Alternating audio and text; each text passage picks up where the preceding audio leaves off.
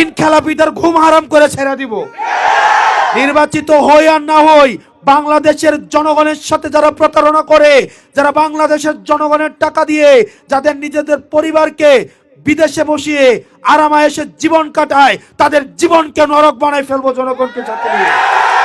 বাংলাদেশের জনগণের টাকা, এই ট্যাক্সের টাকা, আমার আপনার কষ্টের অর্জিত টাকা আর বিদেশে পাচার করার কোনো সুযোগ দিব না ইনশাআল্লাহ।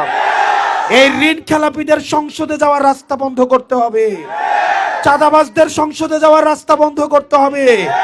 আমরা সবাই একসাথে মিলে যারা ইনসাফের পক্ষে, দুর্নীতির বিরুদ্ধে, চাঁদাবাজদের বিরুদ্ধে, যারা ভারতীয় গুন্ডামের বিরুদ্ধে থাকবো, আমরা তারা ইনশাল্লাহ সংসদে যাব। এখন আপনি নিজেই যদি চাঁদা তুলে নির্বাচন করেন, নির্বাচনের আগে সবগুলো কন্ট্রাক্টর লইয়া বন, বাজারের সবগুলো হচ্ছে চাঁদাবাজ লইয়া বন, সিএনজি স্টেশনের যেই তুলা তুলে তারে লইয়া বন, তার থেকে টাকা খান, নির্বাচনের পরে কি ওদের টাকা বন্ধ করতে পারবেন আপনি? আপনার গলাটা ফাড়া দিয়ে হচ্ছে সিএনজি স্টেশনটা দখল করব। নেতাই যদি নিজে বোতল খায়, সে তো হচ্ছে ক্যাপসুল সাপ্লাই দিবেই, দিবে না? যেই নেতা নিজেই মদের বারে থাকে, কর্মীরা যদি বর্ডারে থাকে, তারা জনগণের জন্য তো ভিটামিন ট্যাবলেটই দিবে। সুতরাং এই মাদকের যারা ব্যবসা করেন, তবে মাদকের যারা ব্যবসা করেন, আপনারা এটা ভাইবেন না আপনারা আমার বিরুদ্ধে ভোট দিয়েও আপনারা বাইচা যাবেন। আমার বিরুদ্ধে ভোট দিলেও বাংলাদেশে যেই জায়গায় থাকে না কেন, আপনাদের কপালে শনি আছে। আপনারা আপনাদের কিবলা চেঞ্জ করেন, বর্ডার চেঞ্জ করেন, বার চেঞ্জ করেন, জনমানুষের কাতারে নামে আসেন, পরিবারগুলোকে আর নষ্ট করিয়েন না। এখন আপনি নিজেই যদি চাঁদা তুলে নির্বাচন করেন, নির্বাচনের আগে সবগুলো কন্ট্রাক্টর লইয়া বন, বাজারের সবগুলো হচ্ছে চাঁদাবাজ লইয়া বন, সিএনজি স্টেশনের যেই তুলা তুলে তারে লইয়া বন, তার থেকে টাকা খান, নির্বাচনের পরে কি ওদের টাকা বন্ধ করতে পারবেন আপনি? আপনার গলাটা ফাড়া দিয়ে হচ্ছে সিএনজি স্টেশনটা দখল করব। আমার আশেপাশে যেই মানুষগুলো দেখতেছেন না, একটাও বর্ডারে যাওয়ার লোক না, একটাও বারে যাওয়ার লোক না। আমাদের অনেক দেবিদ্বার অনেক নেতা আসছে, আসবে, আসছে, গেছে। নেতায় থাকে মদের বারে, কর্মীরা থাকে বর্ডারে, আছে কিনা? আর এইখানে যারা আছে তারা স্কুল কলেজে পড়ায়, কেউ কোর্টে চাকরি করে, কেউ ব্যবসা করে, সবাই নিজ নিজ জায়গায় প্রতিষ্ঠিত। একটা জুলাইয়ে আহত হওয়া ছেলেকেও বারবার বাধা দেওয়া হয়েছে। আমাকে কয়েকবার ফোন দিয়ে বলা হয়েছে আমি যেন প্রোগ্রামটা না করি। তো আমার কথা হচ্ছে যে পুরা দেবিদ্বারের 212টা গ্রামই আমার বাড়ি। এখানে তো আলাদা করে আমার বাড়ি ঘর আর কিছুই নেই। দেবিদ্বারের 212টা গ্রাম যারা ভয় দেখায়, তাদের ঘরটাও আমার ঘর। এবং আমি বিশ্বাস করি তারা হয়তো রাজনৈতিক কারণে, নেতার প্রিয় হওয়ার জন্য বা নেতার অ্যাসাইনমেন্টটাকে জাস্ট রুটিন ওয়ার্ক করার জন্য মাঝে মাঝে আমাদেরকে আগেই মেসেজ দিয়ে জানায় আজকে কিন্তু আপনার বিরোধিতা করে একটা প্রোগ্রাম করব, কিন্তু মনে কিছু করেন না। তা আমরা আসলে মনে কিছু করি না। এই যে ভয়টয় দেখায়, এগুলো হচ্ছে একটা রুটিন অ্যাক্টিভিটি। আই ওয়াশ নেতাকে দেখাইতে হয় বলে করে। যারা ভয় দেখায়, আমরা যদি তাদের ঘরেও যাই, সবচেয়ে ভালো খাবারটাই আগাই দিবে আমাদেরকে। তো ওনারা আমাদেরকে ভয় দেখাবে, আমরা দেখাবো আন্তরিকতা।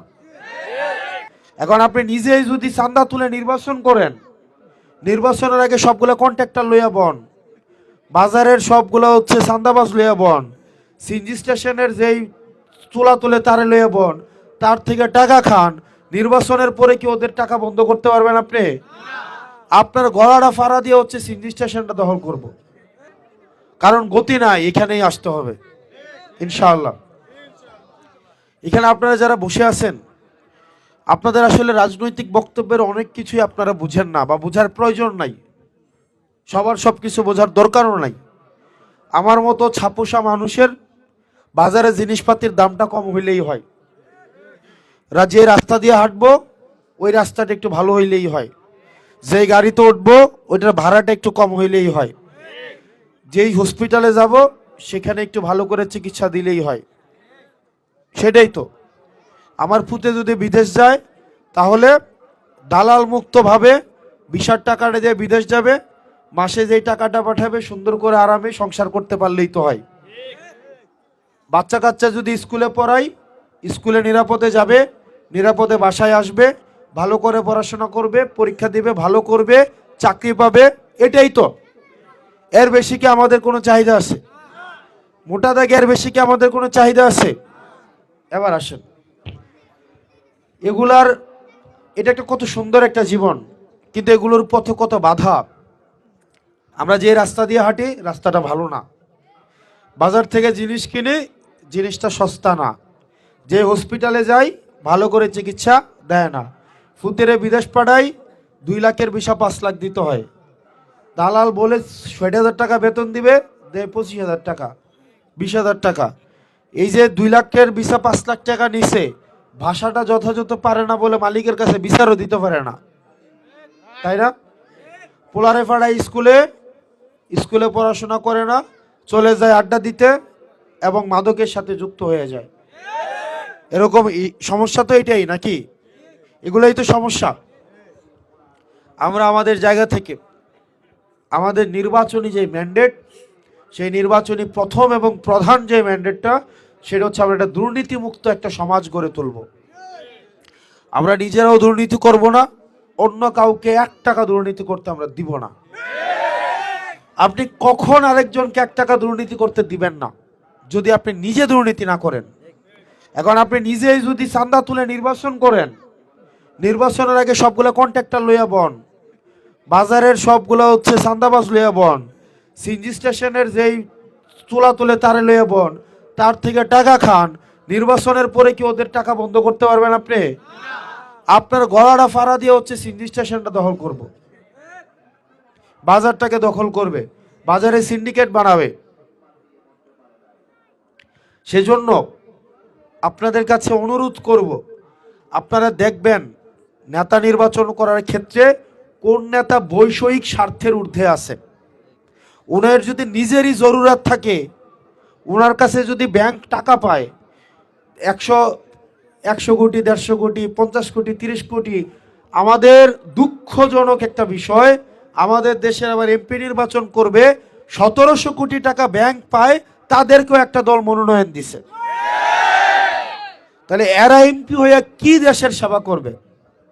এরা জনগণের টাকা সবগুলা বিদেশে পাঠাবে এবং বিদেশে পাঠায়, এদের ছেলে মেয়েদেরকে বিদেশে রাখে, বিদেশে পড়াশোনা করায়, দেশের আপনার আমার ট্যাক্সের টাকা এরা হচ্ছে সবগুলা দিয়ে বিদেশে বেগম পাড়া বানায়। এখন আবার এবার আসছে এমপি হইতে। আপনাদের কাছে অনুরোধ থাকবে, আমরা এবার এমন কাউকে নির্বাচন করব যে প্রথম এবং প্রধান হবে দুর্নীতিমুক্ত হইতে হবে। দুর্নীতিমুক্ত যদি না হয় তাহলে সমাজের কখনোই অগ্রযাত্রা সম্ভব না। দ্বিতীয়ত, কর্মসংস্থানের উপরে যারা নজর দেবে। প্রিয় ইকরানগরীবাসী, আপনাদের যে জায়গাটা, এই জায়গাটা দেবিদ্বারের একদম কাছে, পাশে হচ্ছে মফিজউদ্দিন স্কুল, রেয়াজউদ্দিন স্কুল, খুব কাছে, তাই না? কিন্তু দুঃখজনক বিষয়, কাছে হওয়া সত্ত্বেও আপনাদের এই এলাকায় শিক্ষার হার অনেক কম। কারণ আপনাদের এই এলাকায় ভিটামিন সাপ্লাইটা আবার অনেক বেশি, ট্যাবলেটের সাপ্লাইটা একটু বেশি, ক্যাপসুল আছে না, এই ক্যাপসুলের আবার সাপ্লাইটা আবার এই এলাকায় বেশি। নেতাই যদি নিজে বোতল খায়, সে তো হচ্ছে ক্যাপসুল সাপ্লাই দিবেই, দিবে না? আমরা একটা প্রজন্মকে ধ্বংস করার জন্য মাদকটাই যথেষ্ট। প্রজন্ম দূরে থাকে, একটা পরিবারকে ধ্বংস করার জন্য মাদকটাই যথেষ্ট। আমরা নিজেরা এখানে যারা আছি, আমরা এই যে এখানে যারা আছি, একটা লোক, এখানে ডাক্তার আছে, এখানে সুপ্রিম কোর্টে চাকরি করে মানুষ আছে, এখানে শিক্ষক আছে, আমার আশেপাশে যেই মানুষগুলো দেখতেছেন না, একটাও বর্ডারে যাওয়ার লোক না, একটাও বারে যাওয়ার লোক না। আমাদের অনেক দেবিদ্বার অনেক নেতা আসছে, আসবে, আসছে, গেছে। নেতায় থাকে মদের বারে, কর্মীরা থাকে বর্ডারে। আছে কিনা? আর এইখানে যারা আছে তারা স্কুল কলেজে পড়ায়, কেউ কোর্টে চাকরি করে, কেউ ব্যবসা করে, সবাই নিজ নিজ জায়গায় প্রতিষ্ঠিত। যেই নেতা নিজেই মদের বারে থাকে, কর্মীরা যদি বর্ডারে থাকে, তারা জনগণের জন্য তো ভিটামিন ট্যাবলেটই দিবে, লগে আবার ডাইল কি তাও, ডাইল তো ভালো জিনিস। শোনেন, একটা পরিবারকে ধ্বংস করে দেওয়ার জন্য একটা মাদকাসক্ত সন্তানই যথেষ্ট। আমি আপনাদেরকে কথা দিচ্ছি, আমি একা না, এখানে যতগুলো মানুষ আছে তাদেরকে নিয়ে এই মাদকের বিরুদ্ধে আমার জিরো টলারেন্স থাকবে। হয় দেবিদ্বারে মাদক থাকবে, না হয় আমি থাকবো। মাদক এবং হাসনাত আব্দুল্লাহ একসাথে দেবিদ্বারে থাকতে পারবে না। একদম মাদকের যত আস্তানা আছে, মাদক যে সাপ্লাই দেয়, মাদকের যে ব্যবসা করে এবং মাদকের ব্যবসাকে যে প্রশ্রয় দেয়, সবগুলার আইনের আওতায় নিয়ে আসা হবে। দেবিদ্বারে মাদকের বিন্দু পরিমাণ দূরতম কোনো সম্পর্ক দেবিদ্বারে রাখা হবে না। আমরা মাদক উচ্ছেদ করতে পারবো, আমাদের জন্য মাদক উচ্ছেদ সহজ, কারণ মাদক ডিলারদের টাকা নিয়ে আমরা নির্বাচন করি না। মাদক ডিলারদের আমার সাথে রাখতে হয় না, মাদক ডিলারদের সাথে আমার সুসম্পর্ক নাই, মাদক ডিলারদের দিয়ে আমার রাজনৈতিক কার্যক্রম করাইতে হয় না। সুতরাং এই মাদকের যারা ব্যবসা করেন, তবে মাদকের যারা ব্যবসা করেন, আপনারা এটা ভাইবেন না আপনারা আমার বিরুদ্ধে ভোট দিয়েও আপনারা বাইচা যাবেন। আমার বিরুদ্ধে ভোট দিলেও বাংলাদেশে যেই জায়গায় থাকে না কেন, আপনাদের কপালে শনি আছে। আপনারা আপনাদের কিবলা চেঞ্জ করেন, বর্ডার চেঞ্জ করেন, বার চেঞ্জ করেন, জনমানুষের কাতারে নামে আসেন, পরিবারগুলোকে আর নষ্ট করিয়েন না। সর্বশেষ, রাত অনেক হয়েছে, এশার নামাজ এখনো পড়ি নাই, বক্তব্য এসে গেছে। আপনাদেরকে অনেক একটু ভয় দেখায় না? ভয় দেখায় তো নাকি? গায়েব করে দিবে, এটা করে দিবে, চাকরি খেয়ে ফেলবে, তো বাড়ি ভেঙে ফেলবে, বিভিন্ন বিষয় বলে। পুকুরের মধ্যে বোয়াল মাছ আছে না? পুকুরের মধ্যে দেখবেন বোয়াল মাছ, যখন সবগুলা মাছ খাওয়া শেষ হয়, তার লেঞ্জার মধ্যে কামড় থাকে। এই লেঞ্জার কামড়টা কিন্তু অন্য কোনো মাছে দেয় না, তার লেঞ্জার মধ্যে সেই কামড়টা দেয়। অর্থাৎ এই পুকুরে আর কোনো মাছ নাই, এরপরে তার সেও থাকবে না।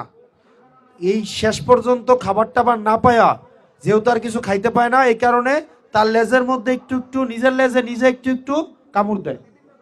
তো এখন যে দাবরানিটা শুরু হয়েছে না, এর ধমক দেওয়া, এর বাড়ি ভাঙার চেষ্টা করা, চাকরি খাওয়ার চেষ্টা করা, এগুলো হচ্ছে অতীতের যে অভ্যাস। এই অভ্যাস এখন একটু মাঝে মাঝে দরফারার চেষ্টা করি। এগুলা ল্যাঞ্জার মধ্যে কামড়, এগুলা ভয় পাওয়ার কিছুই নাই, এগুলা শেষ, এগুলা কিচ্ছু করতে পারবে না। ওই বল মাছটা ওই কামড়ানোর কয়েকদিন পরে এই পুকুর থেকে উদয় হয়ে যায়, হয় খাবার অভাবে মারা যায়, অথবা এটাকে ধরে ফেলতে হয়। সুতরাং অপেক্ষা করেন। ভয় যে যারা দেখাইতেছে তাদের জবাব দেওয়ার কোনো দরকার নাই, জবাব হবে 12 তারিখ। তারা ভয় দেখাইতে আসে, ভয় পান, কিন্তু জবাবটা কয় তারিখ যাবে? 12 তারিখ। নির্বাচনী আচরণ বিধি যেহেতু নিষেধ, এই কারণে বলতেছি না আমাদের মার্কা শাপলাকলি।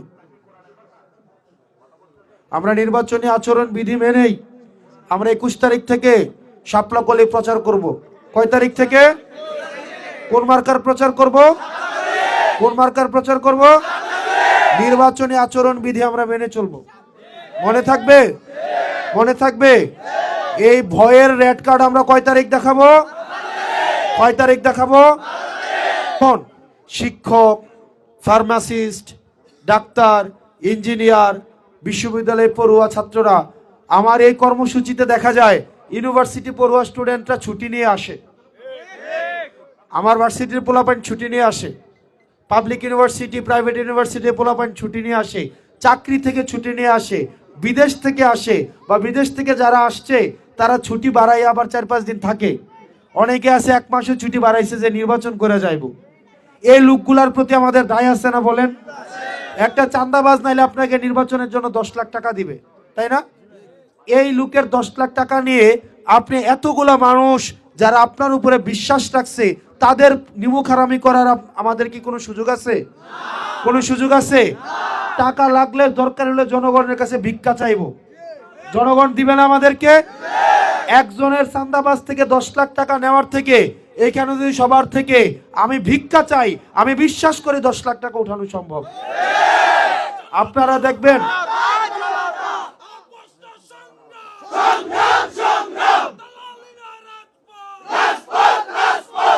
আপনারা দেখবেন আমাদের জিতানোর জন্য, আমরা যেন জিতি সেজন্য দুনিয়ার দেবিদ্বারের সকল জনতা এক হইছে। আবার আমরা যেন হেরে যাই সেটার জন্য সব চাঁদাবাজ এক হইছে, সব মাটিখুর এক হইছে, বাজার থেকে যারা তুলা তুলে সবগুলো এক হইছে। এর সাথে অ্যাড হইছে বিদেশি কিছু শক্তি। কিন্তু জনতা যদি এক হয়ে যায়, দুনিয়ার তাবৎ এইসব শক্তি মিলেও জনতাকে ঠেকাইতে পারবে না। আমরা জনতার উপরে নির্ভর করেই ক্ষমতাকে প্রশ্ন করে আগামীবার সংসদে যাব ইনশাল্লাহ। আমরা হাদি ভাইয়ের অপূরণীয় যে স্বপ্ন পূরণ হয় নাই, আমরা সেই স্বপ্নকে অবশ্যই পূরণ করব। হাদি ভাই বলছিল ঋণ খেলাপি যে এমপি গুলারে তারা উনি সংসদে গিয়ে সবগুলাকে দৌড়ের উপরে রাখবে। আমরা এই হাদি ভাইয়ের স্বপ্নকে পূরণ করবো ইনশাল্লাহ। আমাদের কাছ থেকে শুধু দেবিদ্বার না, সারা বাংলাদেশের কেউ বলতে পারবে না 100 টাকা পায়। আমরা ঋণ খেলাপি করে, আমরা ব্যাংকের টাকা মেরা দিয়ে জনগণের সেবা করতে আসি নাই। যদি ব্যাংকের টাকা মারতাম, আগে ব্যাংকের টাকা পরিশোধ করতাম। নিজেরই টাকা দেওয়ার মুরুদ নাই ব্যাংকের, আবার আসছে আমরা জনসেবা করব।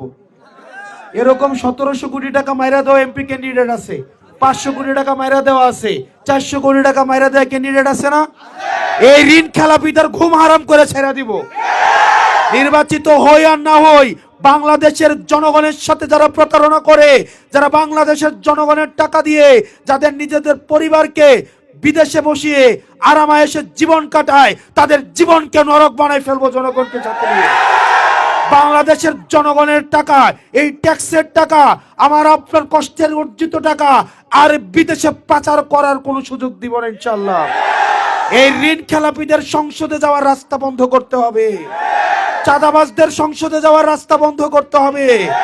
আমরা সবাই একসাথে মিলে যারা ইনসাফের পক্ষে, দুর্নীতির বিরুদ্ধে, চাঁদাবাজদের বিরুদ্ধে, যারা ভারতীয় গুন্ডামের বিরুদ্ধে থাকবো, আমরা তারা ইনশাল্লাহ সংসদে যাব।